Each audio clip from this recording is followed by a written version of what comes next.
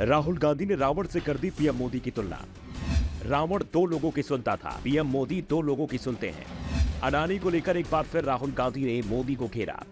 राहुल गांधी ने आज मणिपुर पर बोलते हुए संसद में कुछ ऐसा कहा कि हंगामा मच गया। सत्ता पक्ष की तरफ से पहले किरण रिजिजू ने, फिर स्मृति ईरानी ने उनसे माफी मांगने को कहा। राहुल गांधी ने रूमी के शब्दों को कोट करते हुए कहा कि जो शब्द दिल से आते हैं वो शब्द दिल में जाते हैं।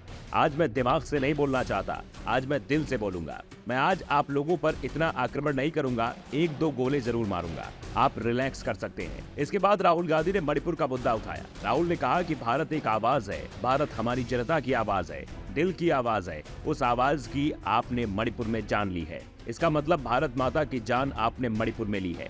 आपने मणिपुर के लोगों की जान लेकर भारत की जान ली है। आप देशद्रोही हो, आप देशभक्त नहीं हो। राहुल गांधी ने कहा कि मैं आदर से बोल रहा हूँ, एक मेरी माँ यहाँ बैठी है, आपने दूसरी माँ को वहाँ मणिपुर में मारा है। पहले आपने मणिपुर में केरोसिन फेंका और चिंगारी लगा दी, और अब आप हरियाणा में यही कर रहे हो। आप पूरे देश में भारत माता की जान ले रहे हैं। राहुल ने कहा हिंदुस्तान की सेना एक दिन में मणिपुर की शांति ला सकती है, आप उसका प्रयोग नहीं कर रहे हो। अगर मोदी हिंदुस्तान की आवाज नहीं सुनते हैं, वो देश के दिल की आवाज नहीं सुनते, तो किसकी सुनते हैं? दो लोगों की सुनते हैं। राहुल ने कई बार ये बात दोहराई।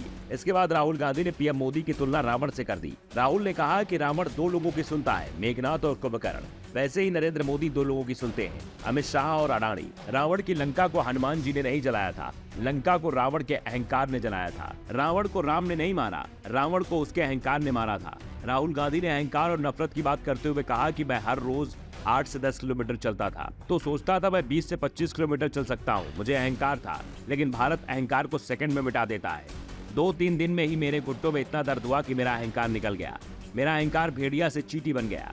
मैं 130 दिन के लिए भारत के एक कोने से दूसरे कोने तक गया। समुद्र के तट से कश्मीर की बर्फीली पहाड़ी तक चला। बहुत लोगों ने मुझसे पूछा, यात्रा के दौरान तुम क्यों चल रहे हो? कन्याकुमारी से कश्मीर तक क्यों जा रहे हो? शुरुआत में मेरे मुंह से जवाब नहीं निकलता था। शायद मुझे ही नहीं मालूम था कि मैं क्यों यात्रा कर रहा हूँ। मैं लोगों को जानना चाहता था, उन्हें समझना चाहता था। थोड़ी देर में मुझे बात समझ आने लगी। जिस चीज के लिए मैं मरने को तैयार था, जिस चीज के लिए मोदी की जेलों में जाने के लिए तैयार था, जिस चीज को मैंने हर रोज गाली खाई, उस चीज को समझना चाहता था। ये है क्या? जिसने मेरे दिल को इतनी मजबूती से पकड़ रखा था, उसे समझना चाहता था। राहुल गांधी ने कहा कि कुछ दिन पहले मैं मणिपुर गया।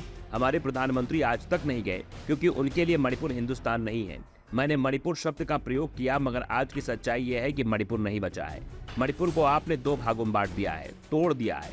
मैंने मणिपुर में रिलीफ कैंप में महिलाओं से बात की, जो हमारे पीएम ने आज तक नहीं किया। एक महिला से मैंने पूछा कि बहन क्या हुआ आपके साथ? कहती है मेरा छोटा सा बेटा, एक ही बच्चा था मेरे सामने उसकी जान ले ली गई। राहुल ने कहा कि दूसरे कैंप में एक महिला सामने आई। मैंने पूछा तुम्हारे साथ क्या हुआ? जैसे ही मैंने सवाल पूछा वैसे ही वो कांपने लगी। उसने अपने दिमाग में वो दृश्य देखा और वो बेहोश हो गई।